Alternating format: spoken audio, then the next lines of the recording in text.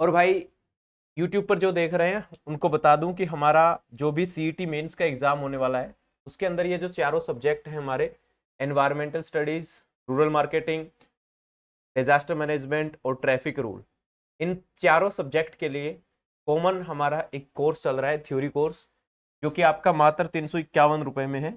बहुत ही नामात्र सी फीस है, 351, 51 रुपए में आपको सारी थ्योरी की क्लास जो है इस बैच के अंदर मिलने वाली है। तो आइए बच्चों शुरू करते हैं हमारी क्लास को। आज बच्चों ये अपनी पहली क्लास है डिजास्टर मैनेजमेंट की। ठीक है, हमारे सिलेबस के अंदर जो पोर्शन है बच्चों डिजास्टर मैनेजमेंट। अब ये डिजास्टर मैनेजमेंट क्या होता है इसके बारे में अपने को समझना है, लेकिन उससे पहले अपने को ये समझना पड़ेगा कि सर ये डिजास्टर क्या होता है ना। तो आज पहली क्लास है, इंट्रोडक्शन क्लास है, इसके अंदर यही जानेंगे कि डिजास्टर क्या होता है, क्या इससे पहले कहीं ऐसा कुछ डिजास्टर आया है, कितने प्रकार के डिजास्टर होते हैं, कैसे इनको क्लासिफाई किया जाता है, इन सभी चीजों के ऊपर चर्चा करेंगे बच्चों। डिजास्टर जिसे कि हिंदी में हम लोग आपदा कहते हैं, डिजास्टर जिसे हिंदी में हम लोग क्या कहते हैं बच्चों, आपदा कहते हैं। पूरा का पूरा हमारा जो कोर्स रहेगा बच्चों वो सारा का सारा हमारा एनसीईआरटी बेस्ड कोर्स रहेगा। इसके अंदर जो जो आपके एनसीईआरटी के अंदर चीजें हैं वो सारी चीजें, और जो एग्जाम के पॉइंट ऑफ व्यू से चीजें होगी वो सारी आपको इस कोर्स के अंदर करवाई जाएगी भाई। आइए सबसे पहले बात करते हैं कि ये जो डिजास्टर होता है सर, ये डिजास्टर क्या होता है, कितने तरीके का होता है, कैसे इसको क्लासिफाई करते हैं। और एक और वर्ड आता है बच्चों हैजार्ड, है ना, एक वर्ड आता है डिजास्टर के साथ ही वर्ड आता है हैजार्ड्स। तो हैजार्ड्स क्या होते हैं बच्चों, हैजार्ड्स क्या होते हैं, इसको बोलते हैं खतरा। खतरा क्या होता है और आपदा क्या होती है, इन दोनों के बीच में भी क्या फर्क है, ये भी हम इस क्लास के अंदर समझने वाले हैं बच्चों। तो आइए सबसे पहले बात करते हैं कि डिजास्टर क्या होता है। सर डिजास्टर को हिंदी में मैंने कहा ना आपदा, हिंदी में डिजास्टर को क्या कहते हैं बच्चों, आपदा। तो सबसे पहला ही सवाल अपने पास आता है कि आपदा क्या होती है and what is the disaster. English के अंदर भी है बच्चों, हिंदी में भी है, तो घबराने की बात नहीं है, बाइलैंग्वेज चीजें होगी। What is a disaster, disaster is an undesirable occurrence resulting from forces that are largely outside human control, strikes quickly with little or no warning, which cause or threaten serious uh, disruption of life and properties, including death and injuries to a large number of people, and requires therefore mobilization of efforts in excuse of that which are normal provided by the statutory emergency services। क्या होता है बच्चों ये आपको PDF मिल जाएगी, ऐसी की ऐसी पीडीएफ आपको ऐप के अंदर मिल जाएगी, पीडीएफ सेक्शन वाले कोर्स फोल्डर के अंदर। आपदा क्या होती है बच्चों, ये एक अनपेक्षित घटना होती है, यानी कि अगर हम इसको समझे थे अनडिजायरेबल एक घटना होती है जिसे हम डिजास्टर कहते हैं या आपदा कहते हैं। कौन चाहता है यार आपदा आए कौन चाहता है किसी के ऊपर संकट आए, किसी के ऊपर खतरा आए, कोई नहीं चाहता ना। तो अनडिजायरेबल होती है, इसको कोई नहीं चाहता, बिना चाहे हुए आती है, जो ऐसी ताकतों के द्वारा घटित होती है जो मानव के नियंत्रण में नहीं होती भाई, जो हमारे कंट्रोल में नहीं होती। ठीक है, बाढ़ आ रही है हमारे कंट्रोल में नहीं है, सुनामी आ रही है हमारे कंट्रोल में नहीं है, भूकंप आ रहा है हमारे कंट्रोल में नहीं है। हाँ, हालांकि कुछ चीजें भी जो मानव निर्मित भी डिजास्टर होते हैं उनके बारे में भी चर्चा करेंगे। ठीक है, जो मानव के नियंत्रण में नहीं है या थोड़े समय में और बिना चेतावनी के घटित होती है, ये तुरंत आते हैं विदाउट किसी वार्निंग के, है ना, तुरंत आ जाएगी। कोई भी अर्थक्वेक आना होगा, हालांकि थोड़ी बहुत वार्निंग पहले अपने को मिल जाती है, वो हम लोगों ने जैसे जैसे टेक्नोलॉजी का विकास किया है हम लोगों ने, तो हमें थोड़ा बहुत पहले आइडिया लग जाता है, लेकिन ऐसा नहीं कि प्रॉपर तरीके से चेतावनी, प्रॉपर तरीके से वार्निंग दी जाती है, नहीं, सीधी आती है विदाउट किसी वार्निंग के, बिना किसी चेतावनी के, जिसकी वजह से मानव जीवन के जो कार्यकलाप है, हमारी ह्यूमन जो एक्टिविटीज है, इनके ऊपर बड़ा असर पड़ता है। इसके साथ साथ बच्चों ये जो मानव की जितनी भी एक्टिविटी है वो स्टॉप हो जाती है, बंद हो जाती है, और बड़े पैमाने पर जान माल का और नुकसान भी होता है हमारा। ठीक है, बड़े पैमाने पर क्या होती है, एक लार्ज स्केल ऑफ डेथ होता है, बहुत सारे लोगों की मृत्यु होती है ना, जिस तरह हम लोग भोपाल गैस ट्रेजेडी को मान लें। हालांकि ये मानव निर्मित डिजास्टर था, प्राकृतिक नहीं था। प्राकृतिक डिजास्टर की बात करें बच्चों, बाढ़ की बात करें, बाढ़ अपने हर बार कहीं ना कहीं किसी ना किसी तरीके से बाढ़ आती रहती है, और हजारों लोग की संख्या में लोग जो है वो मरते रहते हैं। ठीक है, सूखा पड़ता है, ये भी क्या एक प्रकार का डिजास्टर है, एक प्रकार की आपदा है, जिसकी वजह से भी हमारे लाखों लोग, हजारों लोग, पक्षी, जीव जंतु ये मर जाते हैं। तो बहुत सारी चीजें हैं साहब, इससे क्या होता है, हमें बहुत सारा जान माल का नुकसान होता है। अतः इसे निपटने के लिए हमें सामान्यतः दी जाने वाली वैधानिक जो चेतावनी होती है, आपातकालीन जो सर्विसेज, इमरजेंसी जो सर्विसेज होती है, उसमें हमें ज्यादा से ज्यादा कोशिश करनी चाहिए कि हम इनसे कैसे निपटारा पा सके, हम इनसे कैसे बच सके। इसी चीज को हम लोग बच्चों डिजास्टर बोलते हैं, इसी चीज को हम लोग आपदा बोलते हैं। मेरे ख्याल से मेरे बच्चों सबको समझ में आ गया होगा कि सर ये डिजास्टर क्या होता है। हाँ या ना, सबको समझ में आ गया। तो आइए बच्चों हम थोड़ा सा और आगे चलते हैं और जानते हैं बच्चों कि सर जो अभी थोड़ी देर पहले आपने एक टर्म लिखी थी हैजार्ड्स, तो जो हैजार्ड्स होता है और जो डिजास्टर होता है, इसमें क्या फर्क होता है सर, पहले हमें इसके बारे में बता दो, उसके बाद हम आगे चलेंगे। मैंने कहा सर बिल्कुल बता देंगे भाई। तो ये जो हैजार्डस होता है, यानी कि जिसे हम कहते हैं खतरा, क्या कहते हैं बच्चों, खतरा, हैजार्डस, ठीक है। और बच्चों एक होता है हमारा डिजास्टर, जिसे कहते हैं आपदा। इनमें क्या फर्क होता है सर? भाई कोई फर्क नहीं होता, थोड़ा सा ही फर्क होता है, मामूली सा फर्क होता है ना।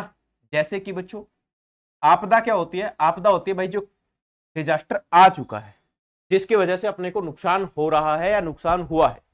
लेकिन आपदा आने से ठीक पहले की जो सिचुएशन होती है ना, आपदा आने से ठीक पहले की जो सिचुएशन, आपदा आने से पहले की जो सिचुएशन होती है उसे हम हैजार्डस बोलते हैं बच्चों, खतरा बोलते हैं। पहले की सिचुएशन, पहले के जो हालात होते हैं, नहीं समझे ना, नहीं समझे? अभी दिखाता हूं मैं आपको, एक फोटो से दिखाता हूं बच्चों, है ना, आपको और क्लियरली समझ में आएगा। क्योंकि हम लोग इमेज जो होती है ना, इमेज से हम लोगों का ये थोड़ा थ्योरी होता है कि हम इमेज वाली जो चीजें होती है ना, इनको बड़ी जल्दी समझ लेते हैं, और इमेज से हमें बहुत सारी चीजें की जो क्लैरिफिकेशन भी आ जाता है। हालांकि इसमें कोई लंबी चौड़ी कहानी नहीं है भाई, बहुत आसान सी चीजें हैं ये, ठीक है। बस बात यह है कि हम लोग समझ नहीं पाते, वो थोड़ा सा फर्क होता है। बाकी कोई भी मुश्किल नहीं है, ये बहुत आसान है। फोटो होगी इसके अंदर, मिलेगी भाई, मिलेगी सर। ये देखो बच्चों, दो फोटो है, इस फोटो के अंदर आप लोग समझ जाएंगे और आप मुझे बता देंगे सर कौन सा हैजार्ड है और कौन सा डिजास्टर है। एक ये फोटो बच्चों आपको दिख रही है, दिख रही है ना? हाँ जी सर दिख रही है। एक और फोटो बच्चों मैं आपको दिखाता हूं, एक और फोटो मैं आपको दिखाता हूं। इन दोनों फोटो से आप लोग क्या देख समझ लेंगे भाई, आप लोग इनके बीच में फर्क समझ लेंगे भाई। एक ये फोटो है मेरे दोस्त, ये दोनों फोटो है भाई, दोनों फोटो है। इन दोनों फोटो को देख करके आप लोग क्या समझे हो वो बताओ जरा मेरे को। सर आप बता दो क्या हो रहा है भाई। इन दोनों फोटो को अगर हम एक साथ मिलाएं तो क्या हो रहा है इसके अंदर, यहां हो रही है बच्चों हैवी रेनफॉल, यहां क्या हो रही है बच्चों, भारी वर्षा, यहां हो रहा है हैवी रेनफॉल, भारी वर्षा हो रही है। और बच्चों जो आगे वाला जो तस्वीर आपको दिख रहा है, इस तस्वीर के अंदर वर्षा होने के बाद, बारिश होने के बाद की सिचुएशन है बच्चों। यहां पर क्या आ रखी है, फ्लड, यानी कि यहां पर आ रखी है बाढ़, क्या रखी है, बाढ़, फ्लड। अब आप मेरे को बता दो कौन सी आपदा और कौन सा खतरा है, कौन सा हैजार्डस है और कौन सी डिजास्टर है। तो ये देखो बच्चों हैवी रेनफॉल है ना, भारी वर्षा हो रही है, ये क्या है, ये बाढ़ आने से पहले की सिचुएशन है। ये हमारा क्या है, ये हमारा हैजार्डस है। हैवी रेनफॉल, भारी वर्षा हो रही है, आप लोग देख पा रहे हैं, साधन भी नहीं चल रहे, इतनी तेज वर्षा हो रही है, क्योंकि अभी हो ही रही है, चलती रहती है अपने यहाँ पे, तो पूरा माहौल बना रखा है, शिमला वाला जैसा माहौल बन रहा है। अभी अभी बस बारिश आके रुकी नहीं है, चल ही रही है अभी। ये लो, अपने नाम लिया और शैतान हाजिर, हम जिक्र ही कर रहे थे, अभी भगवान ने बारिश फिर से शुरू कर दी, है ना। तो ये क्या बच्चों, ये हैवी रेनफॉल है, ये भारी वर्षा है, हैवी रेनफॉल कहते हैं इसे, ये हैवी रेनफॉल है। और ये बच्चों फ्लड अपना बाढ़ है। तो बाढ़ आने से पहले की जो सिचुएशन है ना, दैट इज कॉल्ड हैजार्ड्स। समझ में आई बात? ये हैजार्डस है और ये बच्चों आपदा है। ये क्या है अपना, आपदा, यानी कि ये डिजास्टर है। मेरे ख्याल से सारे बच्चे समझ गए होंगे, ये आपदा है और ये बच्चों हैजार्डस है, खतरा। खतरा ही बच्चों आगे चल के क्या लेता है, डिजास्टर का रूप लेता है। अगर हम लोग हैजार्डस को समझ गए तो हम इससे निपट सकते हैं, ठीक है। ऐसा मान लो भाई कोई गलत काम होने वाला, उसकी पहले सूचना होता है हैजार्डस सिचुएशन होती है। बारिश है, बारिश के हालात देखकर अगर समझ गए ना कि बाढ़ आने वाली है, और हम लोग फटाफट मोबिलाइजेशन कर गए, फटाफट हम लोग वो मिटिगेट कर गए वहां से, तो हम लोग बच सकते हैं। हम देखिए उस बाढ़ को रोक नहीं सकते, फ्लड आ रहा है, बाढ़ आ रहा है, अपने को पता आएगा, रोक नहीं सकते हम। लेकिन हम वहां पर जो जान माल, पशु है, जो जानवर है, जो आदमी है, जो भी जिस भी तरह का जिसका कोई अपना काम धंधा है, दुकानदारी है, वो अपना इमिग्रेट हो सकते, एक जगह से दूसरी जगह जा सकते, यानी हम उससे बच सकते हैं। समझ में आई बात? हाँ जी सर, आ गई। आइए बच्चों अब हम बात करते हैं थोड़ा सा और, अब हम बात करते हैं सर ये जो डिजास्टर होता है ना, इसको हम लोग, या जो हैजार्डस होता है, डिजास्टर होता है, एक ही बात होगी दोनों की। अब इनको हम लोग दो भागों में क्लासिफाई करते हैं। कितने पार्ट्स में बांटा जाता है बच्चों इसको? इनको हमारा 2 पार्ट्स में बांटा जाता है। ये 2 प्रकार के होते हैं। कितने प्रकार के होते हैं? 2 प्रकार के होते हैं। एक होता है बच्चों नेचुरल, नेचुरल डिजास्टर, प्राकृतिक आपदा। एक तो क्या होता है नेचुरल डिजास्टर, प्राकृतिक आपदा। नेचुरल डिजास्टर हिंदी में इसे कहते हैं बच्चों प्राकृतिक आपदा। क्या होता है? प्राकृतिक आपदा, नेचुरल डिजास्टर, प्राकृतिक आपदा। पेन थोड़ा ज्यादा डार्क हो रखा है, इसको लाइट कर लेते हैं। प्राकृतिक आपदा, नेचुरल डिजास्टर। भाई ऐसे डिजास्टर, ऐसी घटनाएं जो प्रकृति के द्वारा होती है, जिनके ऊपर मानव का कोई कंट्रोल नहीं होता है ना। तो बच्चों ऐसी घटनाएं, ऐसी घटनाएं, ऐसी घटनाएं जो, ऐसी घटनाएं जो मनुष्य के द्वारा, ऐसी घटनाएं जो मनुष्य के द्वारा नियंत्रित नहीं की जा सकती है ना, can not control by human, द्वारा नियंत्रित, मनुष्य के द्वारा नियंत्रित नहीं की जा सकती, नहीं की जा सकती, उसे हम लोग क्या कहते हैं? प्राकृतिक आपदा कहते हैं, है ना। Can not control, can not control by human. भाई हमारे द्वारा कंट्रोल नहीं किया जा सकता। जो प्रकृति में आता है यार, अपने आप ही आता है। एग्जाम्पल के लिए, एग्जाम्पल के लिए बच्चों बाढ़ की बात करें, फ्लड, है ना। एग्जाम्पल के लिए, उदाहरण के लिए बात करें बच्चों, तो उदाहरण में हम कह देंगे फ्लड, बाढ़ आ रहा है। तो बाढ़ क्या बच्चों? इसी कैटेगरी में आता है ना।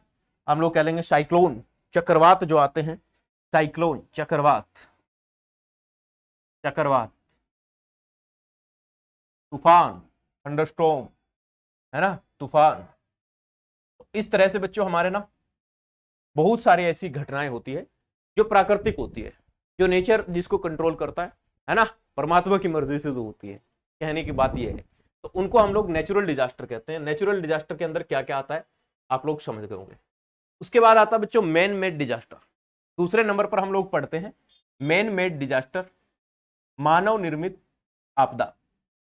मैन मेड डिजास्टर सर, बहुत सारे डिजास्टर होते हैं ऐसे, मैन मेड डिजास्टर, बहुत सारे ऐसे डिजास्टर होते हैं जो मनुष्य के द्वारा की गई एक्टिविटी के कारण होते हैं। मानव निर्मित है, मानव निर्मित ऐसे लिखते हैं क्या? निर्मित कैसे लिखते हैं? मानव निर्मित, पता नहीं कैसे लिखते हैं। हे भगवान, हे भगवान, देखो हिंदी लिखनी भूल गया भाई साहब। मानव निर्मित ऐसे लिखते होंगे भाई, समझ ले आना यार तुम, ठीक है भाई। ऐसी घटनाएं जो ह्यूमन एक्टिविटी के द्वारा होती है, ऐसी घटनाएं जो ह्यूमन एक्टिविटी के द्वारा होती है, ऐसी घटनाएं जो ह्यूमन एक्टिविटी, मानव क्रियाओं के द्वारा, है ना, हम हमारी जो एक्टिविटी होती है, हमारे जो कर्म कांड होते हैं, उसकी वजह से जो घटना होती है या दुर्घटना होती है, उसे हम लोग मैन मेड डिजास्टर कहते हैं, है ना भाई। हमारे द्वारा, ह्यूमन के द्वारा, मनुष्य के द्वारा किए गए जो कांड होते हैं, है ना, क्रियाएं होती है जो ह्यूमन एक्टिविटी के द्वारा, जो ह्यूमन एक्टिविटी के द्वारा होती है। सर उदाहरण बताना एक बार, बताएंगे बच्चों। भोपाल गैस ट्रेजेडी कितना अच्छा उदाहरण है, कितना फेमस उदाहरण है, भोपाल गैस त्रासदी। उदाहरण की बात करें तो बच्चों भोपाल, मध्य प्रदेश के अंदर 1984 में Bhopal gas tragedy, Bhopal gas tragedy, त्रासदी, चेरनोबिल ट्रेजेडी जो कि यूक्रेन में हुआ था, पहले वो यूएसएसआर का पार्ट होता था, है ना, वो वाली जो न्यूक्लियर वहां का वो था, पावर प्लांट था, उसके अंदर हो गया धमाका।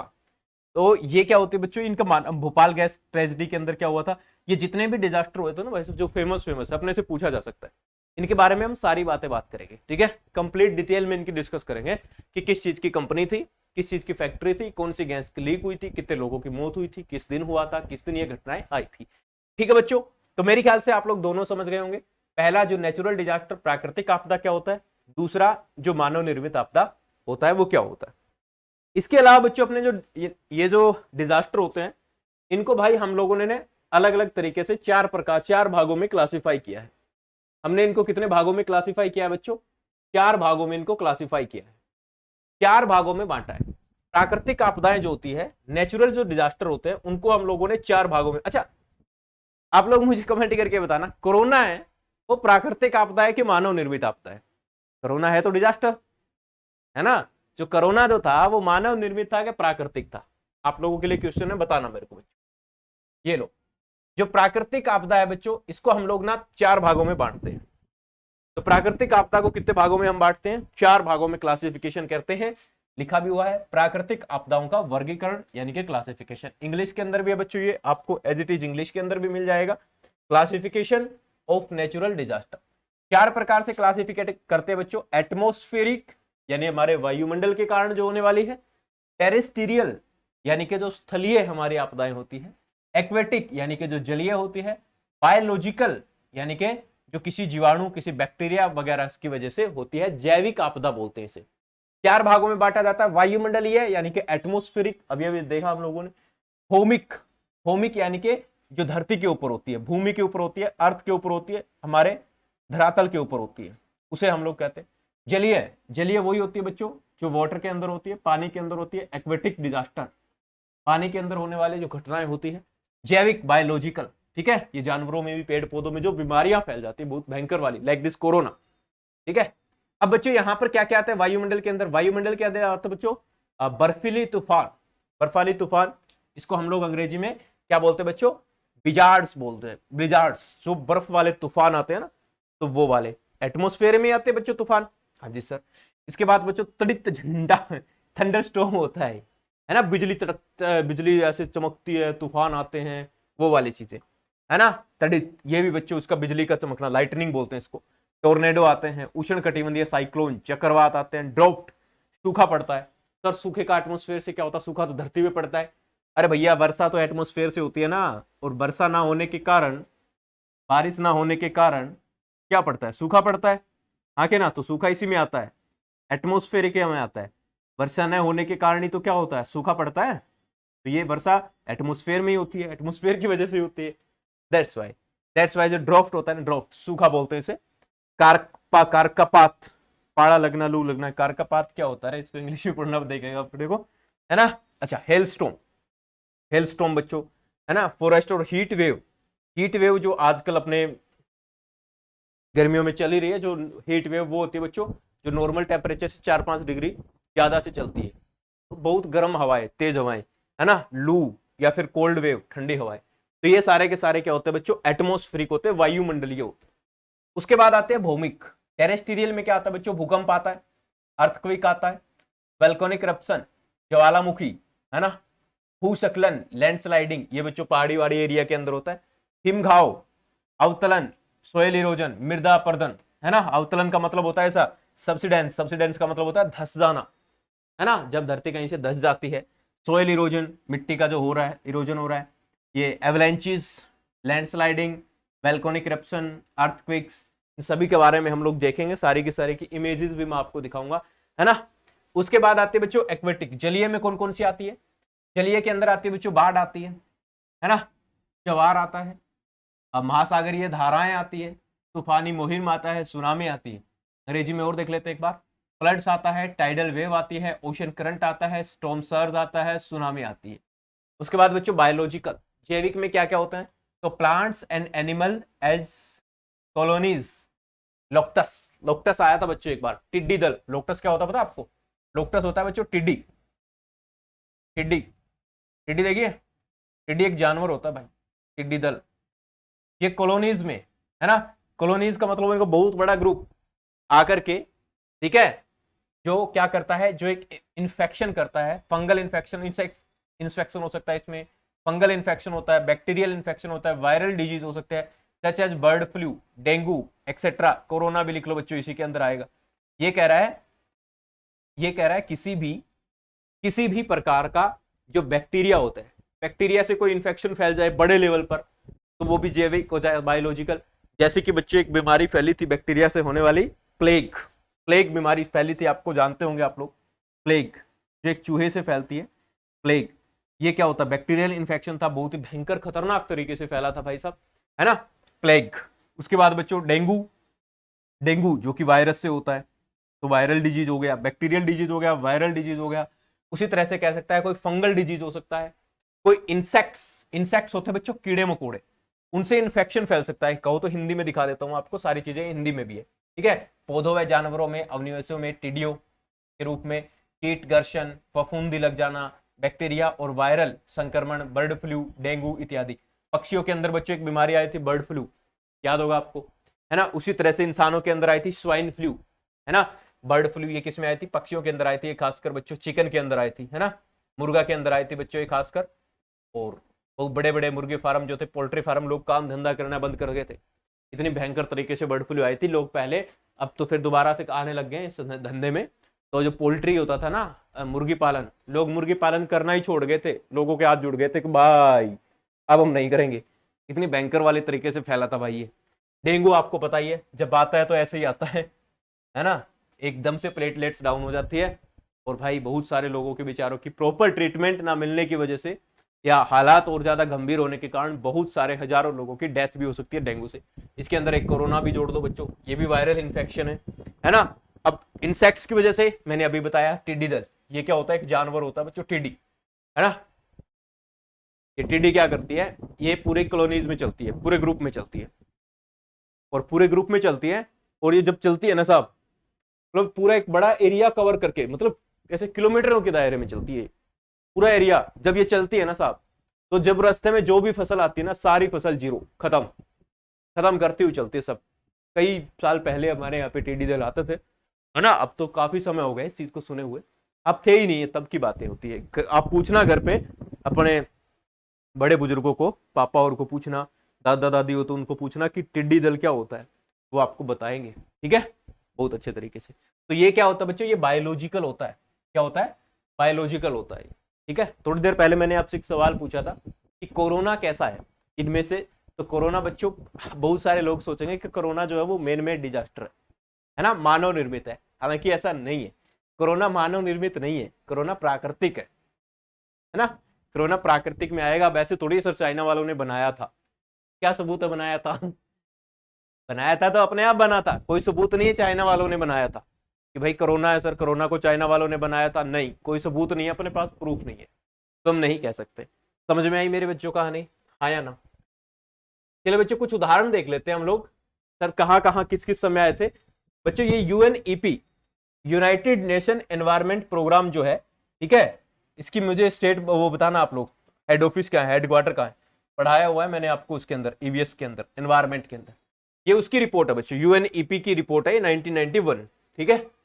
यूएनईपी की जो रिपोर्ट है ये क्या बताती है अपने को, देखो कहां पर क्या आया था 1948 के अंदर बच्चों, 1948, 1948 के अंदर सोवियत संघ, अब रूस जो कह रहे थे, यूएसएसआर से बोलते हैं, वहां पर भूकंप आया था भाई, अर्थक्वेक आया था, 1,10,000 लोगों की मृत्यु हुई थी, वहां पे डेथ हुई थी। सोच रहे हो आप लोग कितनी मृत्यु हुई होगी। 1949 के अंदर, 1949 चाइना के अंदर फ्लड आया था, लगभग 57,000 लोगों की मृत्यु हुई थी। 1954 के अंदर फिर से चाइना के अंदर बाढ़ आई थी, इसमें 30,000 लोगों की मृत्यु हुई थी। 1965 में बच्चों, 65 के अंदर बांग्लादेश के अंदर साइक्लोन आया था भाई, चक्रवात, उष्ण कटिबंधीय साइक्लोन, ट्रॉपिकल साइक्लोन, 36,000 लोगों की डेथ हुई थी। उसके बाद बच्चों ईरान के अंदर 1968 के अंदर, ईरान के अंदर भूकंप आया था, 30,000 लोगों की मृत्यु हुई थी। 1970 के अंदर पेरू में भूकंप आया था, 66,800 लगभग लोगों की मृत्यु हुई थी। 1970 में फिर से बांग्लादेश के अंदर साइक्लोन आता है, और 1971 में अगले ही साल भारत के अंदर साइक्लोन आता है, भारत के अंदर लगभग 30,000 लोगों की मृत्यु होती है, और वहां पर लगभग 5 लाख के आसपास लोगों की मृत्यु होती है। 1976 चाइना के अंदर फिर से भूकंप आता है, 7 लाख लोगों की मृत्यु होती है। 1990 ईरान के अंदर भूकंप आता है, लगभग 50,000 लोग मारे जाते हैं। 2004 इंडोनेशिया, श्रीलंका, भारत आदि के अंदर आती है सुनामी, 2004 से सुनामी आई थी, उसी के बाद से हमारी आंखें खुली थी भाई, है ना। उसी के बाद से 2005 में हम लोगों ने डिजास्टर मैनेजमेंट एक्ट बनाया, है ना, 2005 में। 2004 में जब सुनामी आई थी ना अपने, तब हमें आंखें खुली थी, ओ ये भी हो सकता है। फिर हम लोगों ने एक्ट बनाया था कि हम, हाँ अब हमें इस डिजास्टर से कुछ ना कुछ तो बचाव इसका करना चाहिए, कुछ ना कुछ तो इसका प्रबंध किया जाना चाहिए भाई साहब, है ना। तब हमारे आंख खुली थी। और उसी साल 2005 में फिर से अपने भूकंप आया पाकिस्तान और इंडिया के अंदर, है ना। 2011 में जापान के अंदर सुनामी आई थी, जापान में आती रहती है साहब, है ना। तो ये कुछ घटनाएं हैं जो पूछी जाती है बच्चों। अब ये इनसे एग्जैक्ट नहीं पूछी जाएगी, कुछ इंपॉर्टेंट होगी जो हम कर लेंगे, ठीक है, वो मैं आपको बता दूंगा जब इनको हम अलग से पढ़ेंगे। तो ये इंग्लिश के अंदर है, सेम टू सेम चीजें। अब बच्चों आगे जब हम बढ़ते हैं तो हमारे पास कुछ टर्म आते हैं बच्चों। यस, जो नेचुरल डिजास्टर है बच्चों, इसको कम करने के लिए, प्राकृतिक आपदा को कम करने के लिए बच्चों, इनके न्यूनीकरण के लिए, रिडक्शन के लिए याकोहामा रणनीति अपनाई गई बच्चों। जापान के शहर याकोहामा में कब कब बच्चों? 1994 के अंदर, ठीक है। प्राकृतिक आपदा न्यूनीकरण का अंतरराष्ट्रीय दशक याकोहामा रणनीति एवं सुरक्षा संसार के लिए एक कार्य योजना बनाई गई थी बच्चों। क्या था इसके अंदर, आइए इसको पढ़ते हैं, एक बार जानते हैं इसके अंदर क्या क्या चीजें हैं। ये कह रहा है संयुक्त राष्ट्र के सभी देश, यूनाइटेड नेशन के जितने भी देश थे, सबने बच्चों और अन्य देशों ने मिलकर प्राकृतिक आपदा न्यूनीकरण विश्व कॉन्फ्रेंस 23 से लेकर के 27 मई 1994 को याकोहामा नगर के अंदर क्या हुआ बच्चों, याकोहामा शहर के अंदर क्या हुआ, इसकी एक बैठक हुई। इस बैठक ने यह स्वीकार किया था कि पिछले कुछ वर्षों के प्राकृतिक आपदाओं के कारण जीवन और आर्थिक स्थिति बहुत हुई है तथा सामान्यतः प्राकृतिक आपदा, यह भी स्वीकार किया गया कि आपदाओं की विशेषता, ये सारी चीजें वहां पर लोगों ने मानी भाई साहब, कि हमें इनका मुकाबला डट करके करना चाहिए। जो भी आपदा आती है, प्राकृतिक आपदा से पिछले कई सालों में बहुत सारी डेथ हुई है, बहुत सारे लोगों की मृत्यु हुई है और ये हमारे लिए बड़ा खतरा है। हमें इससे कैसे निपटारा करना चाहिए, इस बात के ऊपर वहां पर बैठक हुई और बैठक के अंदर भाग लेने वाले सभी देशों ने माना कि भाई बात बिल्कुल सही है, बात बिल्कुल सही है। और बच्चों कुछ प्रस्ताव इसके अंदर पारित किए गए थे प्राकृतिक आपदा को न्यूनीकरण करने के लिए, यानी रिस्क रिडम्पशन, इसका जो खतरा है इसको कम करने के लिए कुछ तरीके, कुछ प्रस्ताव लोगों के सामने पेश किए गए। क्या क्या हुआ बच्चों, पहले की बात करें, नंबर पॉइंट 1 की बात करें तो यह दर्ज होगा कि हर देश की प्रमुख जिम्मेदारी है कि वो प्राकृतिक आपदा से अपने नागरिकों की रक्षा करे। इन्हीं अंदर पहली बात ये कहा कि भाई साहब ये हर एक देश की जिम्मेदारी है कि भाई जो भी उस देश के नागरिक है, जो भी वहां के सिटीजन्स हैं, उन सिटीजन्स को प्राकृतिक आपदाओं से बचाने के लिए, उनकी रक्षा करने के लिए हर एक देश की रिस्पॉन्सिबिलिटी बनती है, एक जिम्मेवारी बनती है कि वो देश इस तरह का काम जरूर करे।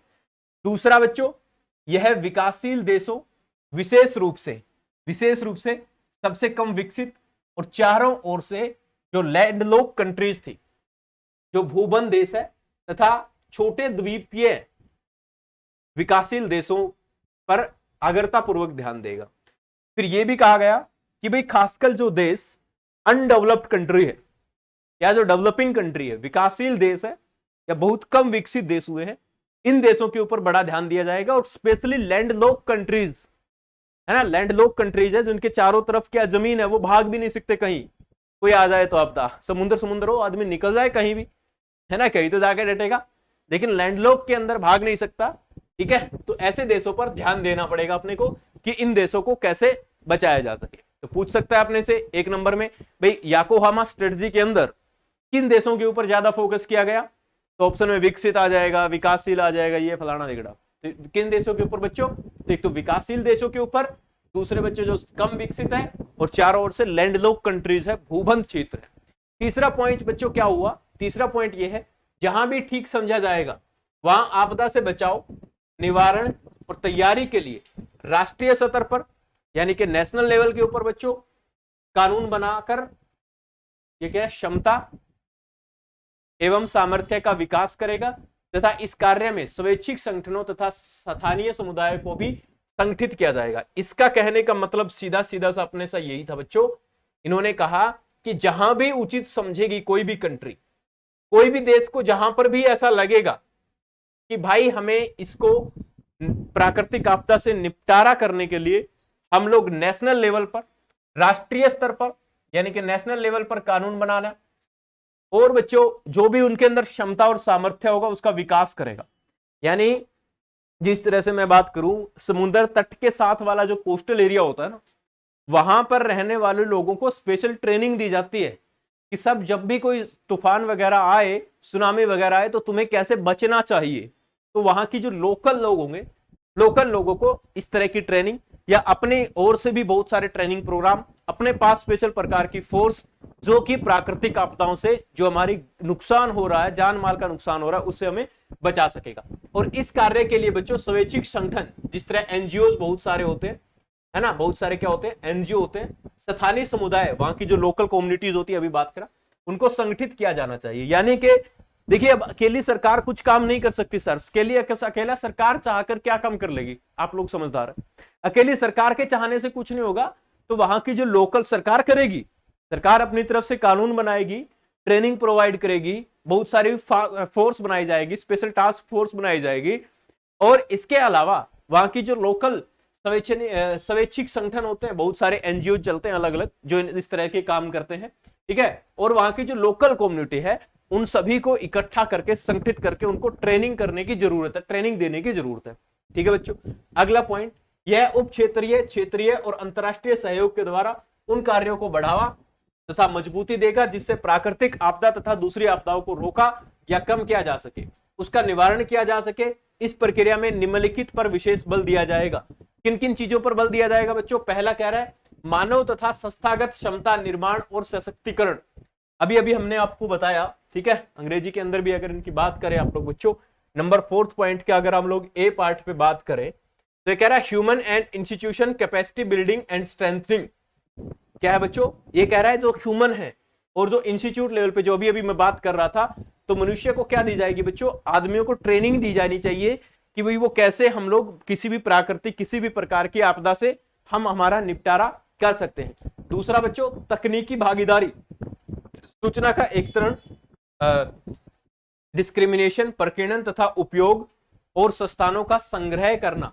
ये कह रहा है बच्चों, ये कह रहा है technology sharing, the collection and discrimination and utilisation of information, mobilisation of resources. It is also declared decades, 1990 से लेकर 2000 तक का जो डेकेड है बच्चों, उसे international decade for natural risk reduction, है ना, इसके रूप में बच्चों ये कह रहा है 1900, ये भी पूछा जा सकता है 1999 से लेकर के 1990 से लेकर 2000, भाई 1990 से लेकर 2000 का जो दशक था उसको आपदा न्यूनीकरण दशक, अंतरराष्ट्रीय दशक के रूप में भी मनाया जाए, मतलब घोषित किया उसको कि इन 10 सालों के अंदर, इन 10 सालों के अंदर हम लोग नेचुरल डिजास्टर जो भी है, प्राकृतिक आपदाएं जो भी है, उनसे निपटारा करने के लिए, उनसे निपटने के लिए, उनसे कैसे मैनेज किया जा सके, उनसे जो रिस्क रिडक्शन है वो कितना कम उसको रिडक्शन किया जा सके, जो खतरा है उसको कैसे कम किया जा सके, इस तरह का हम लोग तरीके अपनाएंगे। और इसके अंदर जो भी देश है, सारे देश आपस में एक दूसरे को टेक्निकल, मतलब जो भी टेक्नोलॉजी के माध्यम से वो इंफॉर्मेशन देंगे, क्योंकि देखिए बहुत सारे, मैंने थोड़ी देर पहले बताया कि टेक्नोलॉजी से हम लोगों ने इतनी टेक्नोलॉजी को डेवलप कर लिया है कि अब हमें इंफॉर्मेशन मिल जाती है कि भाई किस समय कहां पर कौन सी घटना होने वाली है, भूकंप आने वाले हैं, तो पहले मौसम के बारे में जानकारी पहले मिल जाती है ना। अभी जिस तरह चल रहा है, आंधी तूफान चल रहा है, तो अपने को जानकारी पहले मिल गई थी, कई बार आ जाते हैं, न्यूज में आ जाती है, आप इंटरनेट देखते हो आ जाती है कि अगले 7 दिन तक तेज हवाएं चलेगी, आंधी आएगी, तूफान आएगा, ओलावृष्टि हो सकती है ना, इस एरिया के अंदर हो सकता है। तो ये टेक्नोलॉजी के सहारे, तो सभी देश जो है आपस में अपनी टेक्नोलॉजी को शेयर करेंगे, जिससे क्या होगा, हम लोग इसको कम किया जा सके, ताकि जान माल का किसी भी प्रकार का कोई नुकसान है ना हो। तो ये सारी बातें कही गई थी बच्चों याकोहामा स्ट्रेटजी के अंदर, जो कि 1994 जापान के याकोहामा शहर के अंदर एक कई लोग, यूनाइटेड नेशन, संयुक्त राष्ट्र के और वह अन्य देश जो उसके मेंबर नहीं थे, वो भी साथ मिलकर के आए और इन्होंने मिलकर के इस स्ट्रेटजी के ऊपर बात कही। और उसी के बाद से बच्चों बहुत सारे इंटरनेशनल ऑर्गेनाइजेशन, नेशनल ऑर्गेनाइजेशन, बहुत सारी चीजें जो थी जिन्होंने डिजास्टर्स को बचने के लिए, बचाने के लिए लगातार प्रयास किए। आई होप कि आपको यहां तक की बातें समझ में आई होगी।